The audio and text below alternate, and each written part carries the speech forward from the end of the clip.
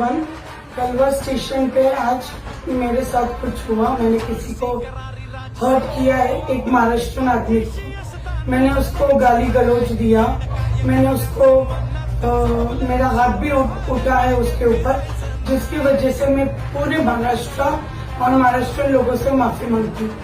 Thank you. आणि परत परत असं बोलायचं नाही महाराष्ट्राच्या लोकांना, समजलं?